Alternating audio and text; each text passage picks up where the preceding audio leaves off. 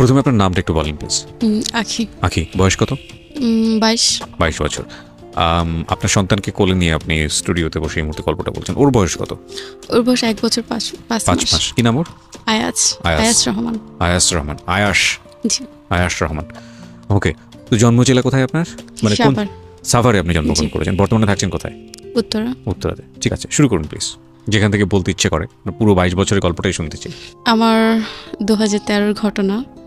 আমি তখন স্কুল 4-এ পড়ি। ক্লাস 4-এ পড়েন? জি, ক্লাস 4-এ পড়ি। বাবা কি করতে আপনার?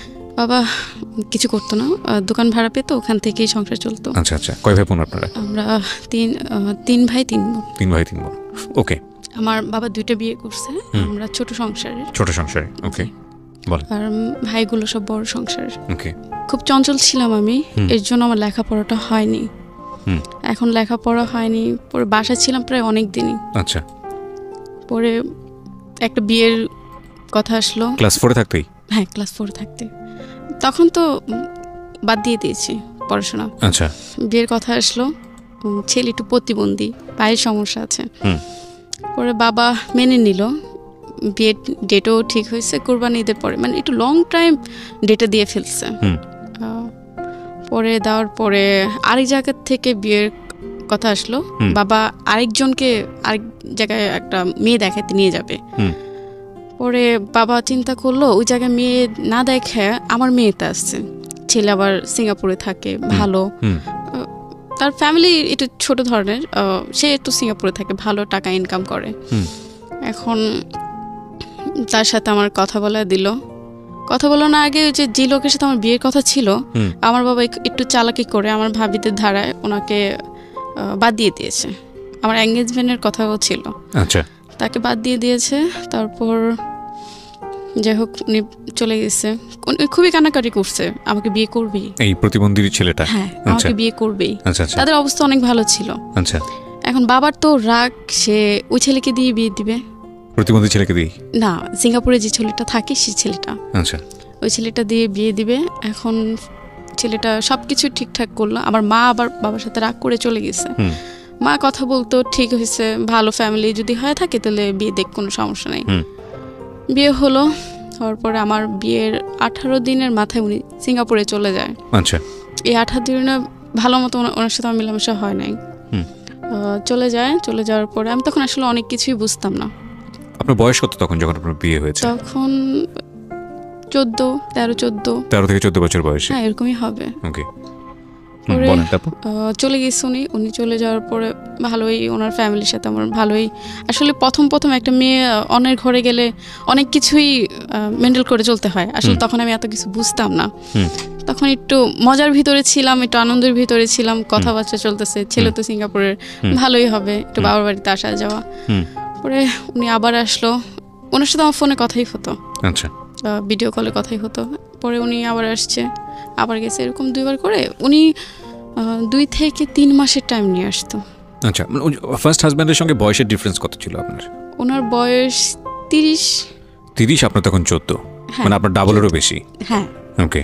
উনি একটু কালো ছিল। ওকে। আমি তো তখন ছোট ছিলাম, তো আমি ভালোই সুন্দর ছিলাম। আসলে আমি বললাম না, আমি এত কিছু বুঝতামও না, কি করলে কি হবে, কি বললে কি হবে, না, খুব স্বাভাবিক, এত কিছু বুঝতাম না। আর আমাদের ফ্যামিলিতে এরকম একটা জিনিস, আমাকে অনেক কিছুই বুঝতাম না। আমার ফ্যামিলির থেকে আমাকে অনেক কিছু বলে নাই, ভয় পেলে কি হবে, কেউ একটা কথা বলে কি উত্তর দিতে হবে, এগুলো আমাকে কখনো শেখায় না। জ্ঞানের প্রয়োজন সেগুলো কখনোই না।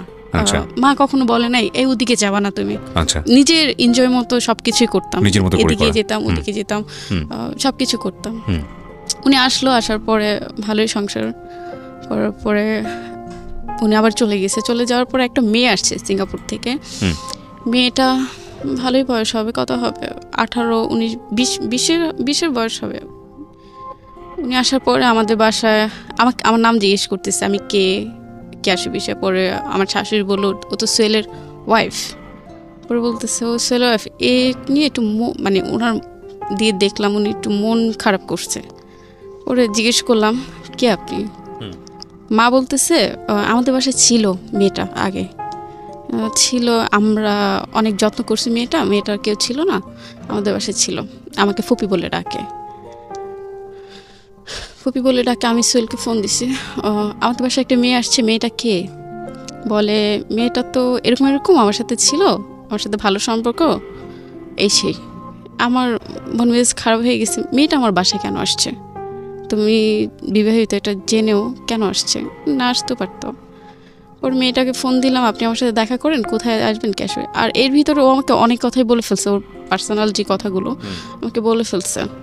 মেয়েটার সাথে মেয়েটা দেখা করবে না, কিছু ও মানা করে দিছে, দেখা করো না, দেখা করলে ওইটা অনেক দুষ্টু, অনেক রাগারাগি করতে পারে। আসলে খুব রাগ ছিল তখন আমার। পরে মেয়েটা দেশের বাড়ি চলে যায়, আসার পর ওনার বাসায় আমার দেখা করার কথা ছিল। বাসায় না, আমি একটু রেস্টুরেন্টে দেখা করার চেষ্টা করেছিলাম, হয়নি। পরে যাই হোক, ওনার বাসায় আমার দেখা করেছি। করার পরে দু এক কথা বললো, আপনি কেন আমার বাসায় গেলেন, কী উদ্দেশ্যে? বলে দেখলাম আমার থেকে সোহেলের ওয়াইফ সুন্দর কিনা, আসলে অনেক সুন্দর। আমি বলি সুন্দরে অসুন্দর কোনো প্রশ্ন ওঠে না। পরে আবার বলতে, তোমার হাজব্যান্ডের সাথে তো আমি ছিলাম বলতে আপনি কথাগুলো কীভাবে বলতেছেন? আপনার সাথে আমি ভালো মতো দেখা করতে আসছি, আপনি কেন এই কথাগুলো আমাকে বলতেছেন? বলে হ্যাঁ, সিঙ্গাপুরেও তো আমি তোমার হাজব্যান্ডের সাথে থাকেন। পরে খুবই ঝগড়া হয় ওনার সাথে। ঝগড়া হওয়ার পর আমার হাতে অনেক টাকা ছিল। বাবার বাড়ি যখনই যেতাম বাবা টাকা দিত। হাজব্যান্ডের কাছে কখনোই টাকা পেতাম না বলতে, সে তো বাহিরে থাকতো, আর বাহিরে থেকে কখনোই টাকা পাঠাতো না। একবার পাঠাইছে উনি টাকা, 5,000 না কত জানি। বাবা এই সব কিছু আমাকে দেখাশোনা করতো, টাকা দিত, কাপড় চোপড় কিনে দিত। পরে ওই টাকা দিয়ে আমি অনেকগুলো ঘুমের ট্যাবলেট খেয়ে ফেলি। কয় পাতা হবে, 5-6 পাতা হবে। আমি বাসে আসার পরে আমার যে হাজব্যান্ড, তার মামতো ভাই বলে দিছে, ভাবি তো ওই বাসায় গেছিল, ওই মেয়েটার সাথে ঝগড়া করছে। তারপর আমরা ওনাকে বাসায় পাঠাইয়া দিচ্ছি। এই কথাটা আমার শ্বশুর আর শাশুড়িকে এসে বলছে। ঘরে আবার ছোট ভাইয়ের বউ ছিল, ওনাকেও এসে বলছে। বলার পর ওই যে আমি যে ঘুমে ট্যাবলেট নিয়ে আসছি, আমি খাবো, আমার নিয়ত খারাপ, কেন আমি এগুলো শুনবো? আমি তাকে বিয়ে করছি, আমি কেন এগুলো শুনবো? আর আমি তো প্রেম করে বিয়ে করিনি, আমার বাবা আমাকে দিচ্ছে। পরে রাত্রে অল্প কটা ভাত খেয়ে আমি আর আমার শাশুড়ির সাথে কেউর সাথে কথা বলি নাই। অনেকগুলো অল্প একটু ভাত খেয়ে ঘরে চলে গেছে। আর আমাদের ওই ঘরটা ছিল কি টিনের ঘর। আমার বাবার বাড়ির অবস্থা ভালো, তাদের বাসায় এসে আমি ঘুমাইতেও পারতাম না, কিচ্ছু না। টিনের ঘর, একটু দরজাটা ধাক্কা দিলেই খুলে যেত, এরকম অবস্থা ছিল। পরে অনেকগুলো ঘুমের ট্যাবলেট খেয়ে ফেলি সেদিন রাত্রে আমার মনে আছে, এখনো মনে আছে, আমি রাত্রে অনেকবার বমি করছি। আচ্ছা। ওনাদের কলপারে যে বমি যখন করছি, তখন যে ট্যাবলেটগুলো খাইছে অনেকগুলো বের হয়ে গেছে। পরে সকালবেলা এগুলো আমার ছোট ভাইয়ের বউ বুঝতে পারছে আমি এগুলো করছি, উনি আবার ওগুলো পরিষ্কার করে ফেলছে। আর ওখানে কি বলে, ঘনবসতি যেরকম মানুষ থাকে না, ওরকম মানুষ থাকে। এখন এক কথা শুনলে তো আরেক কথা হবেই, এটা স্বাভাবিক। একজনে বলে আমি নেশা করছি, আরেকজনে বলে এটা করছি সেটা করছি। পরে আমার মাকে ফোন দেয়, সকাল আর উঠি না, উঠবো কীভাবে, অনেকগুলো ঘুমে ট্যাবলেট খেয়ে ফেলছি। আমার মাকে ফোন দেয়, মা এসে দেখে এই অবস্থা। মা আবার আমার বড় মাও এসে দুজনে এসে আমাকে নিয়ে যাওয়ার পরে হাসপাতালে নিয়ে যায়। আমার বাবা তখন শেরপুর ছিল, নানু বাড়িতে। ওকে। পরে নিয়ে যায়, হাসপাতালে ভর্তি ছিলাম প্রায় 2 দিন। ওখান থেকে নিয়ে এসে আমাকে নানু বাড়িতে নিয়ে যায় শেরপুর বাবা। ওকে। এখন উনি আমার এই কথাগুলো শুনে উনি সিঙ্গাপুর থেকে চলে আসছে, এসে ডাইরেক্ট ওনার মার কাছেও মনে হয় যায় নাই, গেছে কিনা আমি জানি না। উনি ডাইরেক্ট এয়ারপোর্টে নিয়ে মনে হয় বাসে উঠে শেরপুর চলে গেছে আমার কাছে, আমাকে দেখবে। তখন আমার সেন্স এতটাই ছিল না, তখন আমি শেরপুর অঞ্চলে তো গ্রাম অঞ্চল, প্যান্ট শার্ট পরলে খুবই মাইন্ডে নেয় সবাই। এখন আমি সবগুলো কাপড় ছিঁড়ে ফেলছি, যে অসুস্থ ছিলাম তখন সেন্স ছিল না, তখন সবগুলো কাপড় ছিঁড়ে ফেলছে। আমাকে আবার প্যান্ট শার্ট পরা আমি খুবই পছন্দ করতাম, এখনও অনেক পছন্দ করি, দেখলে আমার খুবই আফসোস লাগে। তখন প্যান্ট শার্ট অনেকগুলো নিছি ব্যাগে করে, নেওয়ার পরে ওগুলো পরছি। আমার হাজব্যান্ড একদমই পছন্দ করে নাই, বাবা ওই জিনিসটা মেনে নেয় নাই। পরে আমাকে গায়ে হাত দিল, কেন এটা পরছো, তুমি অন্য কিছু পরো। পরে প্যান্ট শার্টই পরছি, অন্য একটা নিছি। পরে উনি আসার পরে অনেক কথাবার্তা বলে উনি আমাকে নিয়ে গেছে। নিয়ে যাওয়ার পরে পরবর্তীতে শুনতে পারে উনি আবার একটা বিয়ে করছে আমার আগে। ও কিভাবে জানতে পারেন এটা? এটা ওই যে বললাম না, ওনাদের বাসাটা এরকম একটা বাসা, ঘনবসতি। আচ্ছা, একজন একটা কথা বললে আরেকজনে মানে কান চলে যায়। যেমন আমি ঘুমে ট্যাবলেট খাইছি আর ওনারা বলতেছে আমি নেশা করছি, ইয়াবা খাইছি, এটা খাইছি, সেটা খাইছি, এর জন্য এই অবস্থা। আমি কখনোই নেশা করি নাই, কখনোই না। শুনতে পারি ওনার একজন ওয়াইফ ছিল, ওনারা চালাকি করে ওনাকে বাদ দিচ্ছে, অনেক বছর আগের কথা। পরে সোহেলকে জিজ্ঞেস করলাম এটা কেন, মানে কেন করছো, আমাকে বলতে পারতাম, আমার ফ্যামিলিকে বলতে পারতাম তোমার ওয়াইফ আসছে, বিয়ে করছিল, বা মানে আগে একটা বিয়ে করেছিল সে, হ্যাঁ, সেটা বলে আমাকে নিতে পারতো বা আমাকে আমার ফ্যামিলিকে জানাতে পারতো। পরে আমার ফ্যামিলিকে এসে বললাম বাবা এই ঘটনা, আপনারা কিভাবে দিলেন, এটা কিভাবে সম্ভব? বাবা আর কিছু বলেন। আর বাবা খুবই রাগী ছিল আমাদের বাসায়, বাবাকে অনেক ভয় পেত সবাই।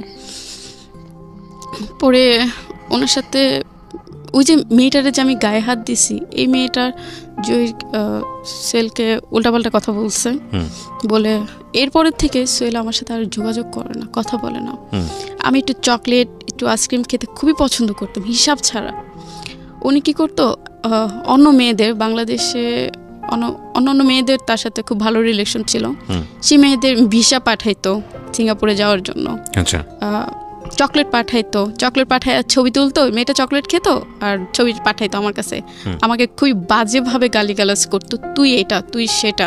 মানে ওই মেয়েটার সাথে ঝামেলা করার পর থেকে আমার লাইফে শুরু হলো তুই এটা, তুই সেটা। বিশ্বাস করবেন না, আমার আগের মোবাইলটা যদি থাকতো, যদি মেসেজগুলো দেখতেন, আপনি নিজেই কান্না করতেন। এগুলো আপনার হাজবেন্ড আপনাকে বলে বলে পাঠাতো? হ্যাঁ, আমার খুবই কষ্ট লাগতো। ওনার মা একদিন আমার গায়ে হাত দিল এসব কারণেই। ওনার ভাইও বিবাহিত, ওনার একটা বেবি আছে। ওনার ভাই বাসা আবার কেউ ছিল না, ওনার মাও ছিল না, আমি আবার একা বাসায়। পরে ওনার ভাই সুযোগে সদ্ব্যবহার করছে। রাত্রে ফজরের একটু আগে সে আমার রুমে এসে, বললাম না দরজা ধাক্কা দিলেই দরজা খুলে যায়, উনি বাসার রুমের ভিতর ঢুকে। তখন আমার আসলে বলার কিছু ছিল না, আমি কেউ কিছু বলতেও পারি না, কিচ্ছু না। সকালবেলা মাকে ফোন দিয়ে বলি, মা ওর ভাই তো আমার সাথে এই ঘটনা। মা বলতেছে কেউ কিছু বললো না, বললে ঝামেলা হবে। বিশ্বাস করবেন না, আমার মাথা পায়ের থেকে মনে হয় মাটি ছিল না। ওনার ওয়াইফ দেশের বাড়িতে যায়। কার ওয়াইফ? ওর আমার হাজবেন্ডের ছোট ভাই। আপনার দেবরের ওয়াইফ ইয়েতে যায়, গ্রামের বাড়িতে যায়। এখন আমার শাশুড়িও বাসায় ছিল না, উনি ভোর সকাল আগে চলে গেছে। উনি আবার জব করে, সরকারি জব করে। উনি আবার ভোর সকাল আগে চলে গেছে। যাওয়ার পরে আমি আবার মানে টয়লেট থেকে এসে দরজা ভালো মতো আটকে নেই, কিছু না, ভাবছি সকাল হয়ে যাবে, সবাই উঠবে। আপনার হাজবেন্ড কি তখন দেশের বাইরে? হ্যাঁ, দেশের বাইরে ছিল। তখন যে কৌশল আমার রুমে ঢুকে সে আমাকে বলতেছে, ভাবি চার্জারটা দেন। ওরা আমি অনেক বিশ্বাস করতাম, একসাথে ওর ওয়াইফের সামনে একসাথে সাইডে শুয়ে টিভি দেখতাম। আমার পুরো মানে আমার শাশুড়ি, আমার শ্বশুরের সামনে করতাম, শুয়ে টিভি দেখতাম। ওর মেয়ে ছিল, মেয়েটা বুকে নিয়ে টিভি দেখতাম। এখন সে বলতেছে, ভাবি চার্জারটা দেন।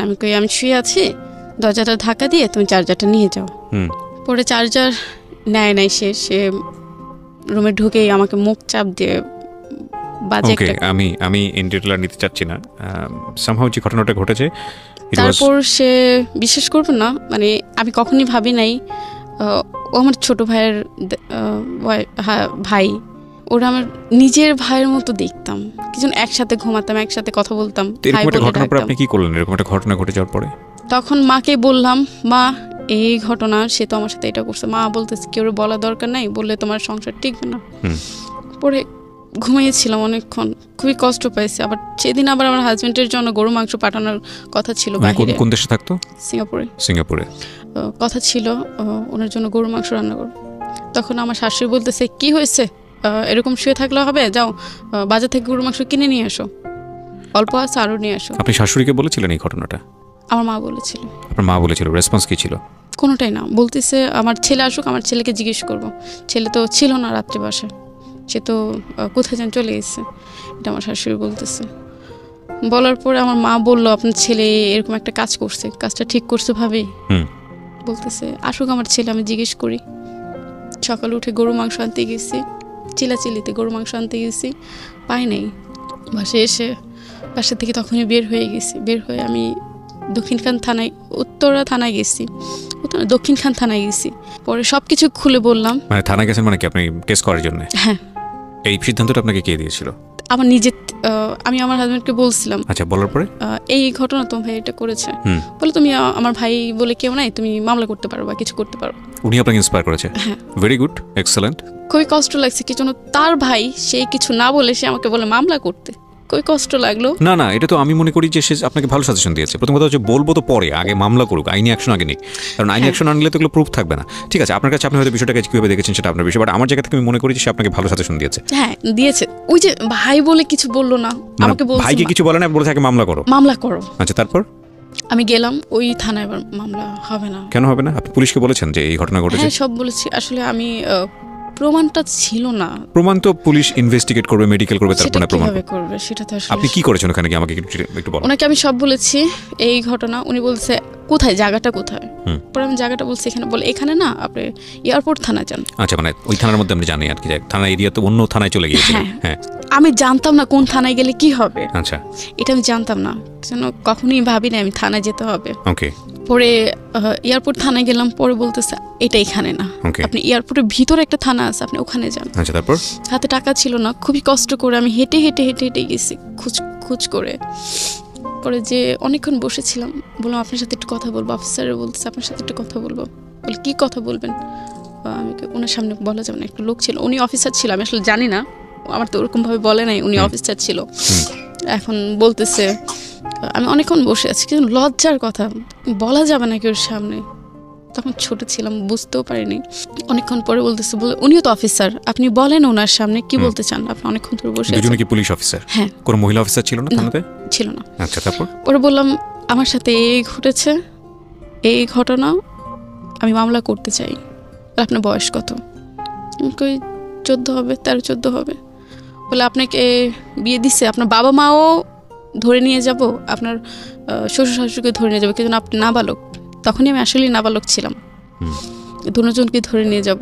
একটু ভয় লাগছে, আমার শ্বশুরবাড়ির লোকগুলো ধরলে আমার কোনো আপত্তি না, আমার বাবা মাকে যদি ধরে তাহলে আমার খুবই কষ্ট লাগবে, আমার কারণে আমার বাবা মা কিছু হবে, সেটা আমি কখনোই চাই নাই, ভয় লাগছে।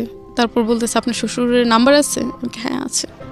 আমার শ্বশুরও ফোন দিয়ে বললো আপনার ছেলের বউ আসছে, এই ঘটনা কি হয়েছে। পরে আমার শ্বশুরই উল্টাপাল্টা বুঝাইতেছে, আসলে এগুলো মিথ্যে কথা, সে মিথ্যে কথা প্রচার করতেছে বা কিছু। আমি বলি আপনি মেডিকেলে যদি নিয়ে যান আমাকে নিতে পারেন, আমার কোনো আপত্তি নাই। পরে আমাকে অনেক কিছু বুঝে ওখান থেকে, আমার শ্বশুর যখন বলছে মিথ্যে কথা এগুলো প্রচার করতেছে, তখন ওই অফিসারটা অনেক কিছু বুঝে আমাকে ওখান থেকে বিদায় করে দিচ্ছে। অফিসারই আপনাকে বুঝিয়ে পার করে দিয়েছে ওখান থেকে? কি বুঝিয়েছে আপনাকে? আপনার বাবা মাকে ধরে নিয়ে যাবো, কিছু আপনি নাবালক। সেটা আপনার, সেটা লিগ্যাল অ্যাকশন থেকে অফিসার 100% কারেক্ট কথা বলেছে, এগুলো বলে আমাকে পাঠিয়ে দিয়েছে। সে আমাকে আসলে ওরকম ভাবে গুরুত্ব দেয় নাই আপনার কাছে মনে হচ্ছে। হ্যাঁ, বাট সে আপনাকে যে কথাটা বলেছে সেটা কিন্তু কারেক্ট। 13-14 বছর বয়সে যে বাবা মা বিয়ে দেয় তারা কিন্তু ultimately is one kind of crime, এবং সে যদি লিগ্যাল পার্সপেক্টিভ থেকে যদি দৌড়ায় তাহলে আপনার বাবা মাও কিন্তু আসলে এই ঘটনার প্রেক্ষাপটে কিন্তু টান পড়তে পারে। তো আমি জানি না, আমি I am not a lawyer, but আমার মনে হয় পুলিশ যেখানে আপনাকে যে এটা বলেছে সেটা বলেছে ঠিকই আছে। তবে একটা জিনিস আমার মনে হয় যে থানাতে আসলে ওই সময়টাতে আপনি ডিমান্ড করেছেন কিনা জানি না, কোনো মহিলা পুলিশ তো থাকার কথা যাকে গিয়ে আপনি ওই সময়টাতে পাননি, তো আপনি কি করলেন, কি সিদ্ধান্ত নিলেন? তারপরে পরে মন উঠে গেছে তাদের উপরে। পরে মা বলতেছে একটা ইয়ের ভিতরে চলে আসো, সমাধানের ভিতরে চলে আসো। কি সমাধান?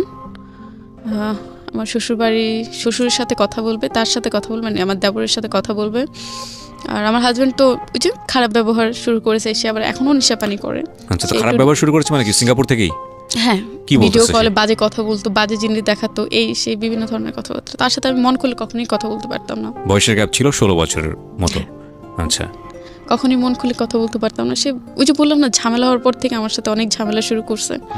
পরে মা ওনার বাসায় আসলো, আসার পরে আমার শ্বশুরে আমার কথা না শুনে আশেপাশে মানুষকে নিয়ে আসছে, একটা মহিলা নিয়ে আসছে, এনে বলতেছে উনি সাক্ষী, কি হয়েছে না হয়েছে কিছুই হয় নাই, আপনার মেয়ের এমনি বাজে কিছু প্রচার করতেছে, আমি কি মিথ্যে কথা বলছি? আমার সাথে যে ঘটনা ঘটেছে আমি তো সত্যি কথাই বলেছি। পরে এক সময় তারা আমার মার সাথে কথা বললো, ভাবি এটা আমি দেখতেছি। আমার শ্বশুর বলতেছে ভাবি আমি এটা দেখতেছি। বললে আমার দেবরকে 2টা থাবড় দিছে, ওনার শরীরে যত জোর ছিল 2টা থাবড় দিয়ে বলতেছে সমাধান হয়েছে, আমার ছেলেকে তো আমি মারছি। পরে 2 দিন পরে আমি বলতেছি মা আমি এভাবে থাকবো না, আমার থাকা সম্ভব না। আবার আমার দেবর ওয়াইফ এসে আমাকে খুব বাজেভাবে চিল্লাচিল্লি করতেছে, হ্যাঁ আপনার ভালো না, এই সে বিভিন্ন ধরনের কথা বলতেছে, বাজেভাবে চিল্লাচিল্লি করছে। আমার আর মন হয় না আমি ওই বাসায় ফিরে যাবো বা ওই বাসায় আমি থাকবো। পরে আমার বাসায় যে জিনিসপাতি দিয়েছিল ওগুলো আমার মা নিয়ে আমাকে নিয়ে চলে আসছে। সেদিন আবার আমার শাশুড়ি গায়ে হাত দিছে, আমার নাক দিয়ে রক্ত বের করে ফেলছে, ঠোঁট দিয়ে প্রচুর গায়ে হাত দিছে, ঠোঁট দিয়ে রক্ত বের করে ফেলছে। পরে আমি চলে আসলাম, আসার পর আমি আর ওনার কাছে যাইনি। কয়দিনের সংসার আপনার? 3 বছর। 3 বছরের সংসার? হ্যাঁ। তার মধ্যে ম্যাক্সিমাম টাইম হাজবেন্ড দেশের বাইরে ছিলই না, ধরতে গেলে ছিলই না সে আমার কাছে। আর ছোট ছিলাম বললাম না, অনেক কিছুই বুঝি না, হাজবেন্ডের না পেলে কি হবে সেটাও বুঝতাম না। তারপর উনি আসে নাই, ওর সাথে ঝামেলা শুরু করছে। উনি এক হিসেবে বলতেছে আমাকে ডিভোর্স দিয়ে দাও। উনি বলতেছে? হ্যাঁ। আমি একদিন প্রচুর কান্না করছি কোয়ার্টারের ভিতরে, যে আমি পারতেছি না, আমার সহ্য হচ্ছে না। তখন ভাই এই ঘটনা ঘটেছে, আমি আলাদা একটা ফ্ল্যাট নিয়ে আমি চলে যাব, একটা ভাড়া থাকবো, আমি থাকবো না এখানে আর।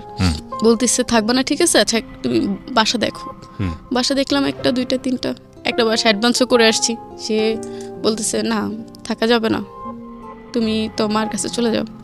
যাই হোক ওখান থেকে অ্যাডভান্সে টাকা নিয়ে চলে আসছি মার কাছে। মাও দেখি ওরকমভাবে গুরুত্ব দেয় না, কোনো কিছুই গুরুত্ব দেয় না। ছিলাম বাসায় অনেক দিনই ছিলাম। বাবা বলতেছে ভাবিদের দিয়ে আবার প্রেশার দিতেছে, ওকে বলো ছেড়ে দিতে, ছেলেটাকে ডিভোর্স দিয়ে দিতে। পরে ভাবিকে বললাম, ভাবি হেসে বলতেছি, ভাবি লাল কাপড়ে গেছি সাদা কাপড়ে আসবো। তখন এতটুকু সেন্স ছিল আমি তার সংসার করব, লাল কাপড়ে গেছি সাদা কাপড়ে আসবো। পরে ভাবি আবার এই কথাটা বাবারে বললো। পরে অনেক দিনই বাসা ছিলাম, প্রায় 2 বছরের মতো বাসা ছিলাম। সে আসে না, কোনো রেসপন্সই করেনি। না আসে নাই। সে মাঝখানে একবার আসছিল, এসে সেই বাবার বাড়িতেই ছিলাম, বাবার বাড়ি থেকেই সে আসছে। আসার পরে প্রায় 1 মাসের মতো ওনার সাথে ছিলাম। আমি করলাম রাগ করে আমি বাবার বাড়ি থেকে চলে গেছি।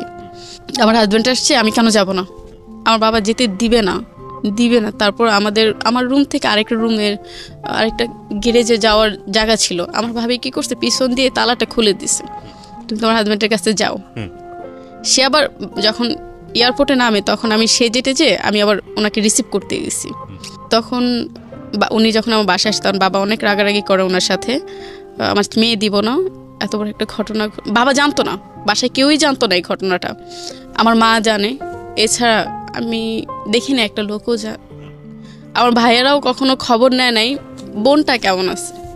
বাবা যে বিয়ে দিল, বোনটার খবর একটু জিজ্ঞেস করি, বোনটা কেমন আছে। ওনার সাথে চলে গেলাম, প্রায় ভালো দিনই সংসার করলাম। উনি আবার চলে যাবে, উনি বলতেছে তুমি তোমার বাবার বাড়িতে চলে যাও, আর থাকা দরকার নাই, থাকলে ঝামেলা হয়। এর ভিতরে ওনার ভাইয়ের সাথে আমি আর কথাবার্তা বলি নাই, খুব স্বাভাবিক কিছু না, তবে একটা ঘটনা ঘটছে, কথা বলি নাই। পরে একদিন একটা লোক আমাকে ফোন দিয়েছিল, সে পুলিশে চাকরি করে, একদম ছোট ধরনের পুলিশে চাকরি করে, পোস্টম্যান যাকে বলে, সে চাকরি করে। আমাকে সে পরিচয় দিচ্ছে মানে বড় ধরনের একটা কর্মকর্তা। আমার আপু তার সাথে কথা বলছে, ভালো লাগছে। সে একটু কালো ছিল, তারপর ভালো লাগছে। সে পুলিশে চাকরি করে, আমার বোনকে হ্যাপি রাখবে, আমার বোনের কথা। আর আমার কথা হলো, আমার এত কষ্ট পাইছি, আমি তার থেকে আমি বের হতে চাই। মানে আপনি হাজবেন্ডকে ডিভোর্স দিয়ে দিবেন এরকম একটা প্ল্যান করছিলেন? ওকে। মনের থেকে দিতে চাইনি। আচ্ছা। মনের থেকে দিতে চাইনি, উপরে কষ্ট লাগছে যে মামলা করতে বলছে, তারপর বাংলাদেশে এসে কোনো কথা বলে নাই। তার ভাইকে সে সাপোর্ট করছে, এই বিষয়টা তার ফ্যামিলি সাপোর্ট করছে। ও বাংলাদেশে এসেও আপনার ও ভাইকে কিছু শাসন করেনি, কিছু বলে নাই? না, ভালোই সাপোর্ট করছে। যখন সে বাংলাদেশে আসছে তখন সেও কিছু বলে নাই তার ভাইকে, কি হয়েছে না হয়েছে কোনো খোঁজ খবরও নেয়নি এই বিষয়ে। তারপর চিন্তা করলাম এভাবে লাইফ চলে না, লাইফ এভাবে চলতেও পারে না। আর তখন আমার বাবা জীবিত ছিল, তখন বাবাকেও বলতে পারি নাই বাবা এই ঘটনা হয়েছে, একমাত্র আমার মা ছাড়া আর কেউ জানে না। একদিন হঠাৎ রাত 10টা-11টা বাজে রং নাম্বার একটা ফোন আসে। সালাম দিলাম, কি আপনি? বলে আমি আপনাকে অনেক পছন্দ করি, অনেক কষ্টের নাম্বারটা খুঁজে পেয়েছি। তারপর আমি বললাম আপনি কে? আমি বিবাহিত, আপনি জানেন? বলে হ্যাঁ আমি জানি আপনি বিবাহিত, তারপর আপনাকে পছন্দ করি। তারপর আস্তে আস্তে তার সাথে কথা বললাম, ভালো লাগা। পর একদিন বললাম আপনি দেখা করতে আসেন, আপনাকে আমি দেখবো। কে আপনি? মানে কথা বলতেন ওনার সঙ্গে, টাইম পাস করতেন? হ্যাঁ, আপনার হাজবেন্ড তখন দেশের বাইরে ছিল। ওকে। তারপর আসলো, দেখলাম লোকটা অনেক কালো। কালো হলে কি হবে, ভালোই, কথাবার্তা ভালো। আপনি তাকে জিজ্ঞেস করলেন না নাম্বারটা কিভাবে পেয়েছেন? হ্যাঁ, জিজ্ঞেস করেছিলাম, সে আমাকে বলেনি, কখনোই বলেনি। আচ্ছা। আমার যেটা ধারণা, আমার বাসার সামনে ফ্যাক্সিলিটির দোকান আছে, ওখান থেকে নিয়েছে। আচ্ছা। তারপর ওনার সাথে কথা বললাম, এক পর্যায়ে উনি জিজ্ঞেস করলাম আপনি বিবাহিত কিনা, উনি এক পর্যায়ে বললেন আমি বিবাহিত না। তাহলে বিবাহিত না, তাহলে ভালোই হবে। আম্মুকে বললাম মা আসলে আমি ওর সংসার করবো না, আমি একটু অন্যদিকে চলে যেতে চাচ্ছি। পরে বলে ছেলেকে, মানে এগুলো সে বুঝতে পারছে, সে তো মা। পরে মাকে দেখালাম, উনি পরে বললো উনি তো কালো। কালো হয়েছে কি, ওর মন তো অনেক ভালো। পরে মা আসলে ওরকমভাবে গুরুত্ব দেয় না এটা। পরে একদিন আমি ওনার সাথে চলে গেছি। চলে গেছেন বলতে? ভেগে চলে গেছি, মানে সিদ্ধান্ত নিলেন যে ঠিক আছে আমি চলে যাব। উনি আমাকে অনেক প্রেশার দিতে, চলে আসো। তখন আমি ওনার সম্পর্কে কতটুকু জানতেন ভেগে যাওয়ার আগে? একদমই জানতাম না। একটা মানুষের সঙ্গে আপনি ভেগে যাবেন, তার সম্পর্কে বিশ্বাস ছিল। আসলে ভেগে যাওয়ার আগে উনি বাড়ি কোথায়, ও কি করে, না কোনোটাই না, না জেনে শুনেই সে আমাকে বিশ্বাস দিয়েছিল এটা বলে, আল্লাহর কসম, নবীজির কসম, আমি বিয়ে করে নিই, আমি অবিবাহিত, আমি তোমাকে বিয়ে করতে চাই। কি করে ছেলেটা, কিছু জেনেছিলেন? হ্যাঁ, উনি পুলিশে চাকরি করে। বলেছিল পুলিশ চাকরি? হ্যাঁ, উনি এটাই করতো, চিঠি অদল বদল করতো, এখান থেকে ওখানে চিঠি দিয়ে আসতো। আচ্ছা। এটা কি বলে জানি না, আমি নিজেও জানি না। আচ্ছা, তো এইরকম একটা পোস্টে সে ছিল? হ্যাঁ ছিল। ওই যে আল্লাহর কসম, নবীজির কসম, মানে সে যখন বলছে তখন আমি এমনি গুলো গেছি। একটা মানুষ তো মিথ্যা কথা বলতে পারে না আল্লাহ নিয়ে, আর কোরআন শরীফ নিয়ে তো মিথ্যা কথা বলতে পারে না। তারপর এই বিশ্বাসে তার সাথে আমি চলে গেছি। তারপর আমার ফ্যামিলি প্রচুর খুঁজছে, আমাকে পায় নাই। আচ্ছা, চলে কোথায় গেলেন? আমি একটা হোটেলে ছিলাম। আচ্ছা। প্রায় 2-3 দিন ছিলাম। বিশ্বাস করবেন না, যখন আমি গেছি তখন আমার বাবার বাড়ি থেকে কিচ্ছু নেইনি। তারপর সে ভাবছে কি আমি অনেক কিছু নিয়ে আসবো, টাকা নিয়ে আসবো, এটা নিয়ে আসবো, সেটা নিয়ে আসবো। সেটা চিন্তা করছে, ভাবছে এত বড় লোক নিয়ে আসতে পারে, কারণ এক জায়গায় চলে গেলে তো অনেক কিছুই আনতে পারে। আর সে আমার আগের হাজবেন্ড, সে তো বাইরে থাকে, না জানি কত কি আছে। পরে দেখলো আমি কিচ্ছু নিই, একমাত্র গাড়ি ভাড়া ছাড়া আমি আর কোনো টাকা পয়সা কিছু নিইনি। পরে উনি আমাকে অভাব দেখালো, আখে আমার থেকে তো টাকা নাই, এখন কি করব? বলে তেলে দেখো তো মাকে বলে কিছু টাকা আনতে পারো কিনা। আমি আসলে ওরকমই দুর্বল ছিলাম, আর বুঝতে পারিনি উনি কোনো চিন্তা ভাবনা কি। বাসা থেকে মাকে বলতাম মা টাকা দাও, তখন একটু জানছে আমি একটা লোকের সাথে ভেঙে গেছি বা কিছু। মাও প্রচুর রাগারাগি করছে, টাকা দিতে চায় না। পরে দিচ্ছে, অল্প টাকায় দিচ্ছে। পরে অনেকদিন ছিলাম হোটেলে। থাকার পরে ওর এক বন্ধু বললো এইভাবে তো থাকা সম্ভব না, আর তোমার থেকেও তো টাকা নাই, মানে যে লোকটার সাথে ভেঙে গেছি সেই লোকটার থেকেও টাকা নাই, তাহলে কি করবো, একটা বাসা ভাড়া নাও, আমি টাকা দিব, তোমার সংসার করো। আচ্ছা। তখন আমাদের কিছুই ছিল না, একটা ছোট একটা বাসা ভাড়া নেই, খুব মানে কষ্টে সংসার করেছি। আর তার সাথে আমার ফোনে বিয়ে হয়েছে। জি। সে মুখে যেভাবে, যেমন আপনি আর আমি কথা বলছি এরকম ফোনে তার সাথে আমার বিয়ে হয়েছে। ওখানে কোনো সাক্ষী ছিল না, কোনো কিছুই ছিল না। সাক্ষী ছিল না, কোনো কিছু ছিল না, নিজেরা বিয়ে করলেন? হ্যাঁ। এটা কি ধরনের বিয়ে? আমার জানা নেই যে ধরনের বিয়ে আমাদের ধর্মে পারমিট করে কিনা। এখন বিশ্বাসের উপরে এইভাবে এই কাজটা করেছি। বিশ্বাসের উপরে আপনি যদি ধর্মীয় বিধান মতেও যান, তাহলে তো আপনাকে জানতে হবে যে ধর্মে অ্যাটলিস্ট কোনটা পারমিট করেছে। আমি যতদূর জানি যে ধর্ম বিয়েটাকে অনেক সহজ করেছে, যদিও আমরা আমাদের প্রাত্যহিক জীবনে বিয়ে ব্যাপারটাকে অনেক কঠিন করে ফেলেছি, সেটা একটা অনেক অন্য বিষয়। কিন্তু এতটা সহজ করেনি যে ঠিক আছে ছেলে রাজি মেয়ে রাজি দুজনে কবুল বললাম বিয়ে হয়ে গেল, কারণ ওখানে তো একজন হুজুর থাকতে হবে। আমি যতদূর জানি আমার কোনো কিছুই ছিল না, প্লাস একটা সাক্ষীরও বিষয় আছে, কোনো কিছুই না। আমি শুনেছি এরকম ব্যাপারও আছে নাকি, আমি নিশ্চিত নই। আমি ধর্মীয় ব্যাপারে যেসব ব্যাপারগুলো আপনাদেরকে বলি সেগুলো আসলে আমার এই আশেপাশ থেকে জানা শোনা পড়া টুকটাক, বাট আমি এগুলো নিশ্চিত নই।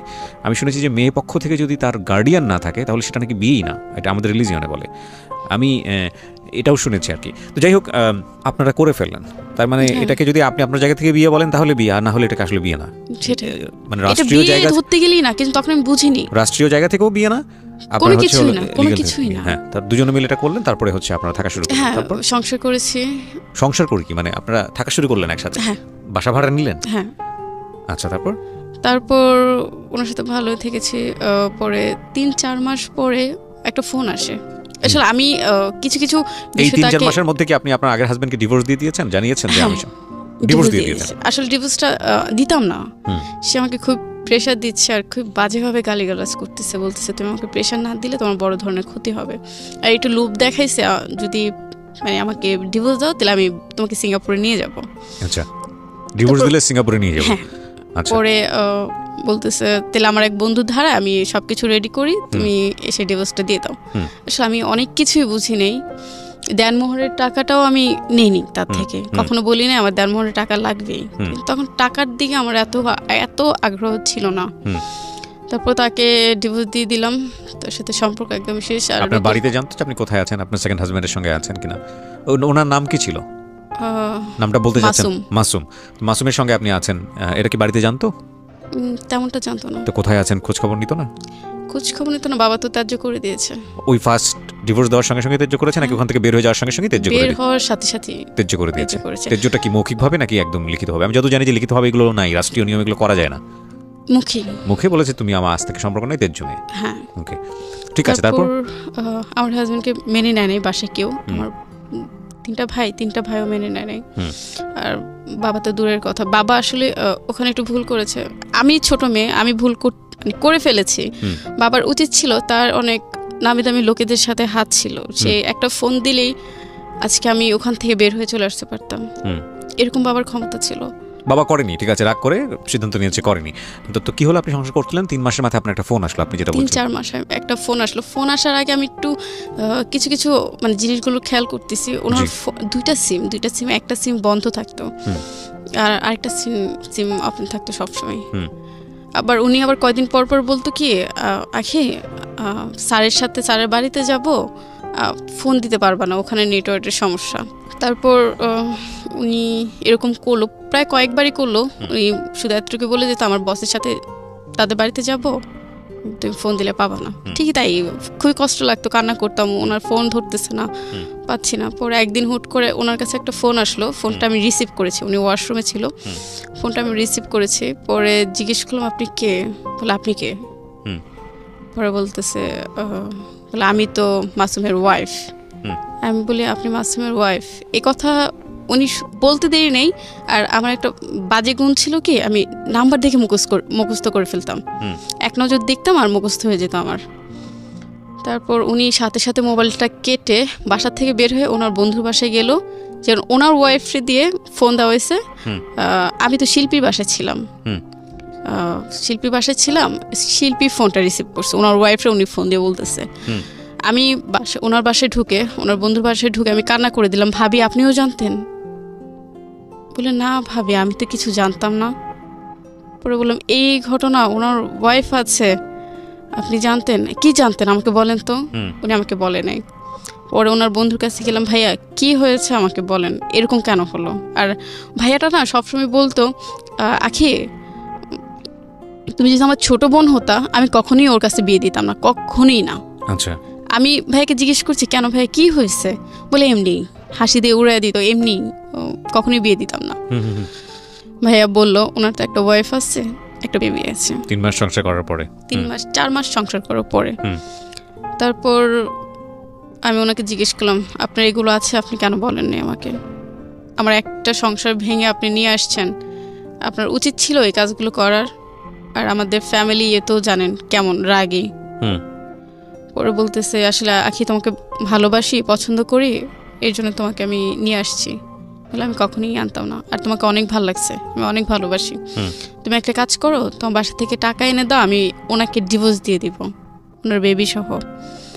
পরে আমি রাজি হলাম, মাকে বললাম মা আমাকে 2-3 লাখ টাকা দাও, আমি ওনাকে দিব। পরে মা বললো ওনাকে কেন টাকা দিবা তুমি, ওনার ওয়াইফ আছে, ওনাকে কেন টাকা দিবা? আর এত টাকা তো আমার কাছে নাই, তোমার বাবা কখনো আমাকে এত টাকা দেয় নাই। তারপর বাসায় সবাই কথাবার্তা বললো, তখন একটু বাসায় আসা যাওয়া হচ্ছে, বাসায় সবাই কথাবার্তা হলো। ওর পরে এক পর্যায়ে আমি বললাম যা করেছি, আমি তার সংসারই করবো, আমি ছেড়ে যাব না, তার সংসারই করবো, কারণ আমারও আগে একটা বিয়ে আছে। তারপর সে বলতেছে আচ্ছা বাসা থেকে টাকা দাও, আমার ফ্যামিলির লোক আমি তোমার বাসায় নিয়ে আসবো। এই 4 মাসে ওনার ফ্যামিলি কেউ আমার সাথে যোগাযোগ করেনি, কেউ জানেই না কেউ যোগাযোগ করবে। তারপর ওনাকে টাকা দেওয়া হলো বাসা থেকে। টাকা দেওয়ার পর কিছুদিন পর বাবা মারা গেল। টাকা দিলেন বাড়ি থেকে 2-3 লাখ ওনাকে? 2-3 লাখ না, তাহলে 7-8 হাজার। 7-8 হাজার, এটা খুব একটা বড় অ্যামাউন্ট না। এই টাকা দিয়ে আপনি ডিভোর্স দিতে বলছেন তাকে? না না, তাহলে তার বাসার লোক নিয়ে আসবে আমার বাসায়, আচ্ছা, আমাকে দেখতে। ওকে। তারপর বাবা মারা গেল, উনি ছিল দ্বিতীয় জন, সে উনি ছিল মারুফ ছিল, মারুফ না ছেলেটার নাম? মাসুম। মাসুম ছিল, মাসুম ছিল। দেখেছে বাবা যেভাবে মারা গেছে, সে সবই দেখেছে। বাবা মারা যাওয়ার আগে শুধু আমার কথাই জিজ্ঞেস করেছে, কারণ আমি ছোট ছিলাম। তো আপনি বাবা মারা যাওয়ার সময়টা কি বাড়িতে ছিল উনি? ওকে। বাবা মারা যাওয়ার পর আমি আধা ঘন্টা আগে আসছি। আধা ঘন্টা আগে এসে বাবার, বিশ্বাস করবেন না না বললে, কপালে একটা চুমা দিয়েছে, আর ডান হাতে না বাম হাতে। পরে 2 মিনিটও যায় নাই, বাবা আমাকে দেখে মারা যেতে পারছে। ওনার খুবই কষ্ট ছিল, আমার লাইফে দুর্ঘটনা ঘটেছে তার জন্য শুধু সেই বলতো, চিল্লাইতো, মেয়েটার এত কষ্ট, মেয়েটার কি হবে, আর আমি মারা গেলে তো মেয়েটার পুরো একাই হয়ে যাবে। কখনো কিছু করে দেই না মেয়েকে। তারপর বাবা মারা গেল, এখনো বলতে পারি না বাবারে। বাবা মারা গেল, তারপর ওনারা দেখি মানে কথাবার্তা একদমই অন্যরকম। তারপর সে এক পর্যায়ে আমার কাছে স্বীকার করলো, আখি আমার 2টা ওয়াইফ, 3টা বেবি আছে। প্রথম সংসারে একটা বেবি, একটা মেয়ে বাচ্চা, আর দ্বিতীয় সংসারে একটা মেয়ে বাচ্চা, আরেকটা মানে আরেকজন আসতেছে, এখনো আসে নাই। বিশ্বাস করবেন না, প্রথমটা মেনে নিচ্ছি যে আমার লাইফে এত দুর্ঘটনা ঘটেছে, দেখ মেনে নিই। দ্বিতীয়টা যখন বলেছে, আমার মাথায় মানে আকাশ ছিল না, পায়ে মাটি ছিল না, এরকম অবস্থা। আমার বাবা মারা গেছে, এই একটা শর্ট খেয়েছি লাইফে প্রথম। আমি কখনোই কেউ মারা আমি দেখি নাই, মারা গেছে আমি কখনো, আমার দাদি, ইভেন আমার দাদি মারা গেছে আমি কখনোই দেখি নাই। আমার বাবা মারা গেল, লাইফে প্রথম একটা শর্ট খেয়েছে, আর কখনোই শর্ট খেয়ে নেই। সে আমাকে স্বীকার করলো পুরোপুরি আমার বেবি আছে। খুবই রাগারাগি চিল্লাচিল্লি বাসার ভিতরে, আমি যে বাসায় ভাড়া ছিলাম। পরে বাড়িওয়ালা বলতেছে, আখি এইভাবে সম্ভব না, তুমি তোমার মার কাছে চলে যাও, কি জন্য সে যেরকমভাবে ব্যবহার করতেছে তোমাকে মেরে ফেলবে। একবার চিন্তা করছিলাম আমি সুইসাইড করবো, কি জন্য বাবা মারা গেছে, এখানে আমার ফ্যামিলি গ্রহণ করবে না আমাকে, আমি যদি চলে যাই এখান থেকে আমাকে গ্রহণ করবে না। আমার মারও বাবাকে কিছু করে দিয়ে জানি আমাকে ওরকমভাবে গ্রহণ করবে, যদি ওরকম কিছু করে দিতে হয় আমাকে এক্সাইট করে দিতে পারতো। তারপর সুইসাইড করতে গিয়েছিলাম, সে কীভাবে জানি খবর পাইছে ব্রিজ থেকে। আমার চিন্তা ভাবনা ছিল কি ব্রিজ থেকে আমি পড়ে মারা যাব। তারপর পারলাম না, সে এসে বাঁচাইছে, বাসায় নিয়ে আসছে। নিয়ে আসার পরে সে কয়েকদিন পরে সে আমার কাছে আর থাকে না, সে চলে যায়। প্রচুর কান্না করি রুমের ভিতরে, যাচ্ছেন কেন, বাসায় চলে আসেন, এরকম করেন না। সে আবার যে চিঠিগুলো প্রচার করতো, সেই চিঠিগুলো বাসায় অনেকগুলো হয়েছে। তো 1 বছরে যে চিঠিগুলো, এগুলো খুবই দরকারি চিঠি। আমি রাগি ফায়ার হয়ে আমি তার অফিসে যাই, এসপি, ওনার নাম কি জানি আমার মনে নেই। ওনাকে যে আমি বলি, সে আগে একটা দুর্ঘটনা ঘটেছে, 2টা বিয়ে করছে, আমাকে বিয়ে করছে সে প্রতারণা করে, আমি তার শাস্তি চাই। যখন আমি কাগজগুলো নিয়ে দিই, তারা অবাক, এতগুলো কাগজ তার বাসায় কেন? এগুলো তো সরকারি অনুযায়ী তারা অফিসে রাখতে হয়, এটা বাসায় নেওয়ার কোনো নিয়ম নাই। সে বাসায় নিয়ে গেছে, পরে এই নিয়ে মানে অফিস অনেক চিল্লাচিল্লি হলো। পরে অফিসার বললো আপনারা বিয়ে করে ফেলেন। আমরা আবার বলি না আমরা ফোনে বিয়ে করছি, বলে আপনি বিয়ে করে ফেলেন। বিয়ে করার টাকাই তার কাছে ছিল না, সে আমাকে শুধু ডেট দিত, আমি আজকে বিয়ে করবো কালকে বিয়ে করবো। মানে কি 3-4 মাস আপনারা এভাবে থাকলেন, লিভ টুগেদার বলে যেটাকে ইংরেজিতে, এটা বাংলা কি আমার জানা নাই, থাকলেন। এবং তারপরে যেটা হলো যে অফিস থেকে বললো যে আপনারা বিয়ে করে ফেলেন, এই 2টো বউ থাকার পরেও হ্যাঁ কোন ধরনের লিগ্যাল অ্যাকশনের কথা বললো না? না। ওকে, তারপর আমি তাকে এতবার করে বুঝলাম, আমার সাথে এত বড় প্রতারণা করলো, আর এই চিঠিগুলো তার সে সরায় ফেলো, তার জন্য কোনো একটা ব্যবস্থা নেন, তারা সেটা নেয়নি। সে বিয়ে করতে বললো, মানে অফিসার বিয়ে করতে বললো।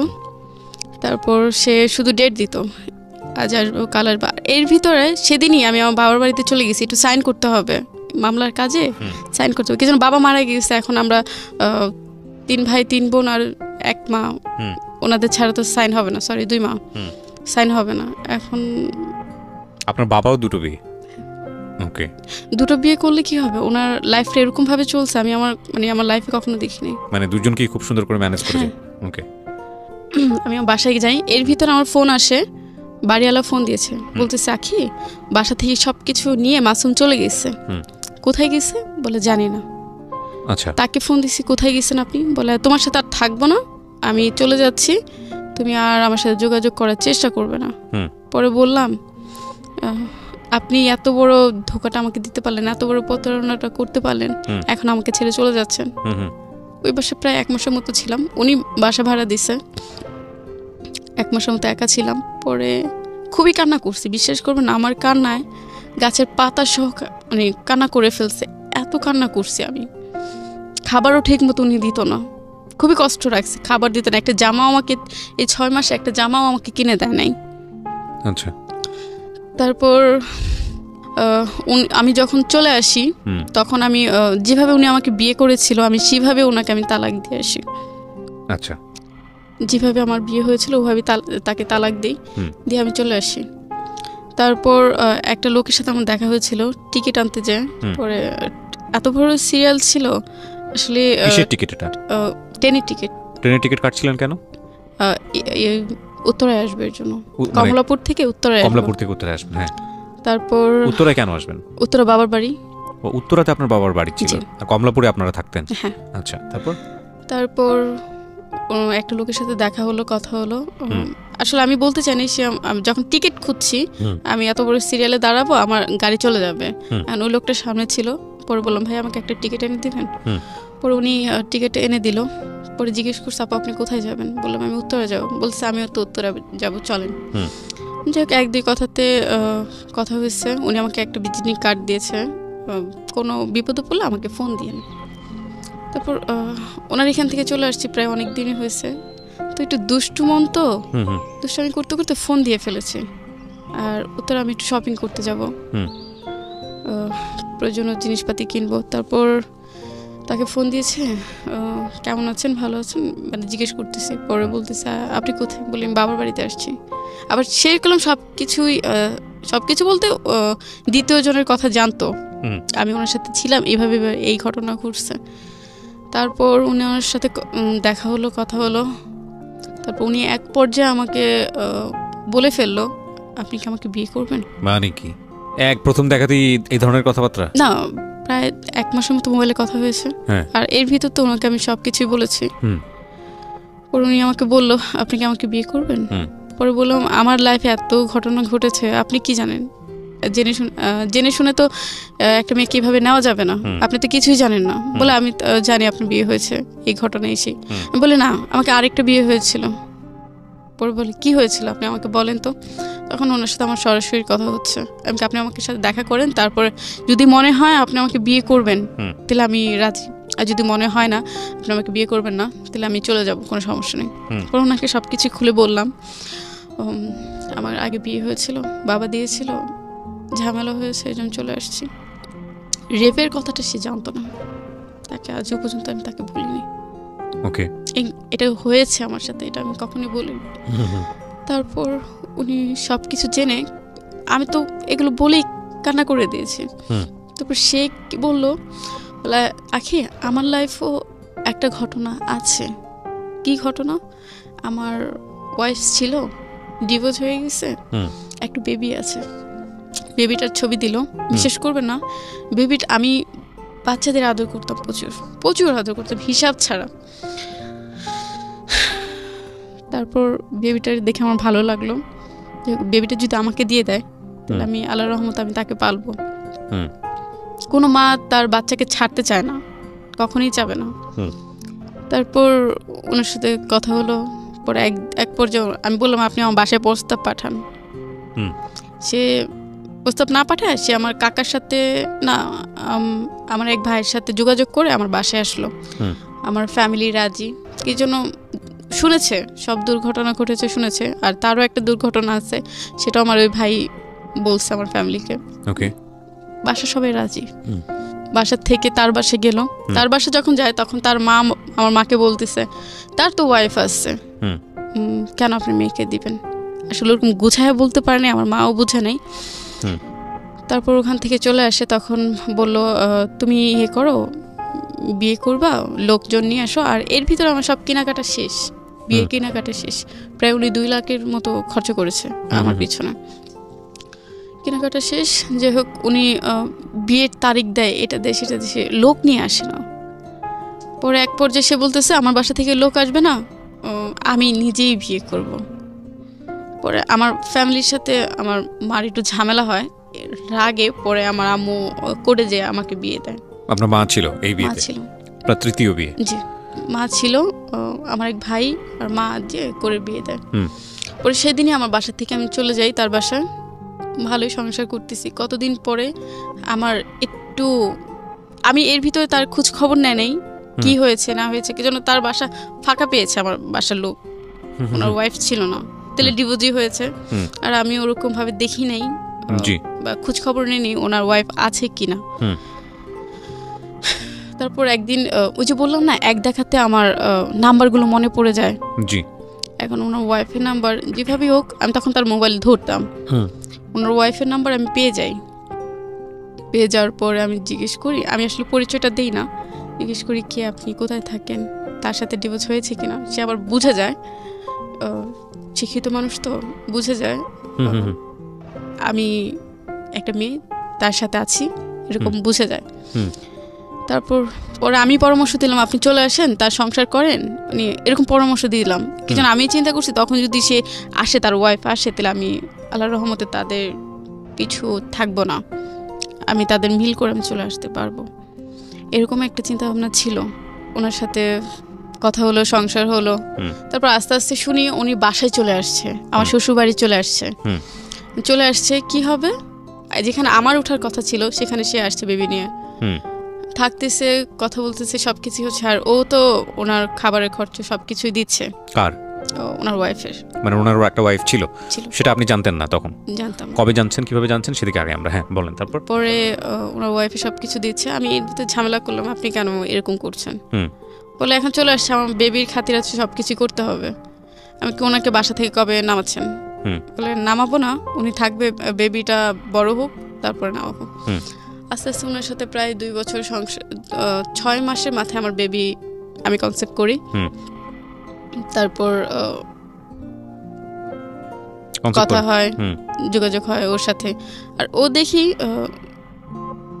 শুধু মানে সপ্তাহ হলেই চলে যেত তার ওয়াইফের কাছে। এখন আমি তো জানি না ওনাদের মিলামেশা কিরকম, ভালো কিনা খারাপ, এটা আমি জানতাম না। তারপর একদিন উনি এতই অসুস্থ হয়ে গেছে, উনি ওনার বাসার লোক এসে ওনাকে নিয়ে গেছে। বিশ্বাস করবে না, চোখ পুরোটা বাদ হয়ে যাওয়ার অবস্থা, প্রচুর কান্না করতেছে রুমের ভিতরে। পরে ওনার ফ্যামিলি এসে ওনাকে নিয়ে যায়। নিয়ে যাওয়ার পর স্বাভাবিক একটা মেয়ে তার হাজবেন্ড চলে গেলে তার পরের দিন তাদের বাসা যাবে। আমি আমার বাচ্চা নিয়ে তার পরের দিন তার বাসায় গেছি। বিশ্বাস করবেন না, যাওয়ার পর অনেক ঝামেলা হয়েছে, অনেক গালিগালাজ। সে বলতেছে আপনি জানেন তার ওয়াইফ, আমি এখনো লিগেল তার ওয়াইফ, আমি আপনার নামে মামলা করতে পারি।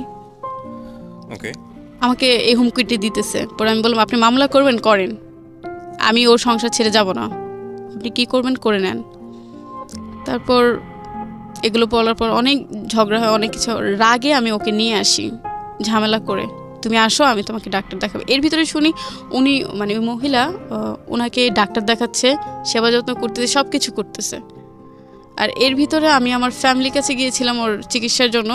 আমার ফ্যামিলি করেনি, কিন্তু আমার ফ্যামিলি অনেক দেখেছে আমার সংসারে, অনেক টাকা পয়সা দিয়েছে, অনেক কিছু করেছে।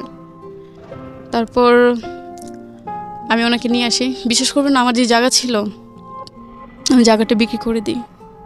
কোথায় জায়গা ছিল আপনার? ঢাকাতে? ঢাকাতে। কতটুকু জায়গা ছিল? ভালো জায়গা ছিল, প্রায় 3 লাখ টাকার মতো পেয়েছি। কোথায় এটা? এটা রাজাসন। ওকে। 3 লাখ টাকার মতো পেয়েছি। ওর পিছনে বিশেষ করে রোজার মাস আমার 3 লাখ টাকায় শেষ। রোজার মাসটা আমার 3 লাখ টাকায় শেষ। তারপর উনি সুস্থ হয়নি, উনি এখনো অসুস্থ। এত ডাক্তার দেখাচ্ছে, এত কিছু করতেছে, উনি অসুস্থ। ওনার মন শুধু ওখানেই পড়ে আছে। আমি যে ওনাকে যুদ্ধ করে নিয়ে আসছি, ওনার গায়ে বাজে না। প্রায় 1 বছর ধরে উনি আমার প্রচুর অভাব দিচ্ছে। আমার বিশ্বাস করবেন না, আমার বাবুটার বয়স 1 বছর 6 মাস রানিং চলতেছে। একটা দুধের ডিব্বা আমি আমার বেবিকে এনে খাওয়াতে পারি নাই, এতটা অভাব। আমার বেবি এখন অসুস্থ, আমার বেবিকে আমি ডাক্তারের কাছে নিতে পারিনি। আমি আমি এত বড় একটা মানে অসুখের ভিতর আছি, আমি আমার ডাক্তারের কাছে যেতে পারি না টাকার অভাবে। আর সে তো ভালোই আমাকে অভাব দিয়ে আছে, কি জন্য তার চাকরি নাই, সে চাকরি করতেছে না। এখন সে ঘরে বসে দুটো সংসারই মেইনটেইন করছে। আমি করছি, মানে আপনি তো করছেন আপনার সংসার, সে দুটো বউকে মেইনটেইন করছে। উনি কিভাবে করবে? উনি তো এখন টাকা নাই। উনি কোথায় থাকে? আপনার সঙ্গে থাকেন নাকি আগের ওয়াইফের সঙ্গে থাকেন? ওখানে থাকেন। আপনার ঘর ভরণ পোষণ দেন উনি ঠিক মতো? দিতে পারেন না। আমার বেবিটার বললাম না, আমার বেবিটার যে দুধের ডিব্বেনে খাওয়াবো সেই ক্ষমতাটা আমার ছিল না, এখনও নাই। আমার বাবার বাড়ি থেকে যদি ভাইয়াকে বলি ভাইয়া বাবুটা এই অসুবিধা, আর বিশ্বাস করবেন না, বাসার সবাই ডাইরেক্ট মানা করে দেয়, কেন তোমার হাজব্যান্ড আছে না, তার কাছে যাও। তখন বলি, কান্না করে বলি, আমার বাচ্চাটার তো কেউ নাই, দাদার বাড়িও তো কেউ নাই, ফুপিরাও নাই, থেকেও নাই। একটা ফোন দিও, আমার বাচ্চাটা এত বড় হয়েছে, ফোন দিয়েও জিজ্ঞেস করে না আগে তোমার বাচ্চাটা কেমন আছে। ওর বয়স কত এখন? 1 বছর 6 মাস। 1.5 বছর। এখনো জিজ্ঞেস করে না, এখনো রানিং চলতেছে, এখনো জিজ্ঞেস করে না আমার ভাইয়ের ছেলে কেমন আছে। খুবই কষ্ট লাগে, খুবই কান্না পায়। ঈদ গেলে আমি শ্বশুরবাড়ি যেতে পারি না, আমার বাচ্চাটা তার দাদার চেহারা দেখতে পারে না। আমার বাচ্চাটা যে আমি একা কিভাবে পালতেছি একমাত্র আমি জানি, আর আল্লাহ জানে। এখন আমার বাচ্চা অসুস্থ, দেখলে আপনি বুঝতে পারবেন, সে ক্ষমতা নাই আমি তাকে ডাক্তারের কাছে নিব। আর বিশ্বাস করবেন না, আপনার এখানে যখন আসছি আমি তেহারি খেয়েছি, আমি কয় বছর পরে যে আমি তেহারি খেয়েছি আমি নিজে বলতে পারবো না। আমি গরু মাংসের চেহারা দেখি না, মাছের চেহারা দেখি না। আমার বাবার বাড়িতে আমি কখনোই অভাব দেখি নাই, আমার এই হাজব্যান্ডের কাছে এটা আমি এত অভাবে পড়ছি। আমার বাচ্চাটার আমি ঠিক মতো টেক কেয়ার করতে পারি না। আমি এখানে আসলে না পুরো গল্পটা শুনে আমার কাছে যেটা মনে হচ্ছে, খুব ছোট্ট একটা গল্প কিন্তু অনেক বড় গল্প আমরা খুব ছোট করে উপস্থাপন করলাম এখানে। আমি এখানে একটা জিনিস যেটা দেখলাম, মানে আপনি যে ফ্যামিলিতে বড় হয়েছেন, আপনার বাবাকে প্রতি সম্মান রেখেই বলছে, আল্লাহ তাকে জান্নাত নসিব করে তিনি চলে গেছেন। প্রত্যেকটা জায়গায় আপনার বাবার ফ্যামিলি থেকে শুরু করে আপনার নিজের জীবনে যেখানে যে ঘটনাগুলো ঘটে গেছে, এখানে একটা জিনিসের মিল আছে, সেটা হলো বহু বিবাহ।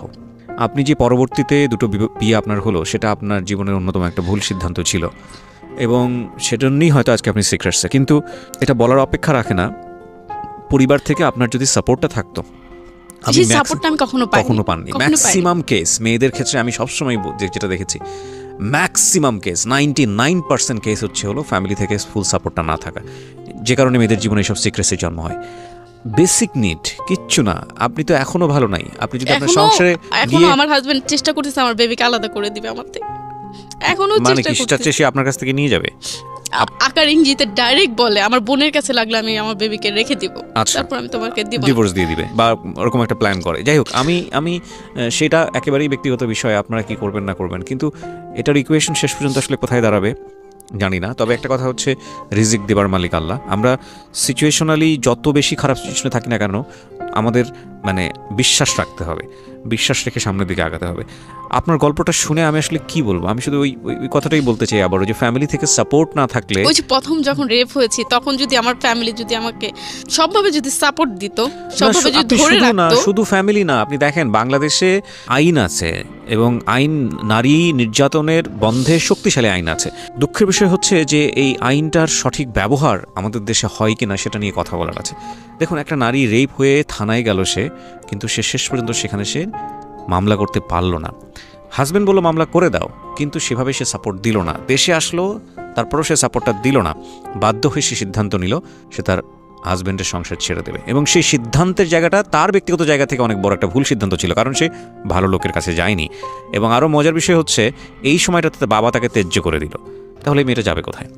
এই সম্পূর্ণরূপভাবেই এটা একটা ভার্নারেবল জীবন। আমরা আসলে একটা মানুষের ঘটনা নিয়ে, একটা মানুষকে দেখে তাকে নিয়ে আসলে যে মন্তব্যটা করি, একটা মেয়ে কতটা কষ্ট পেলে, একটা মেয়ে কতটা ভয়ঙ্কর পরিস্থিতির মধ্যে গেলে সে বাধ্য হয় নিজের জীবনে ভুল সিদ্ধান্ত নিতে, সেটা আসলে যেই নেয় সেই বোঝে, এছাড়া বুঝবে না।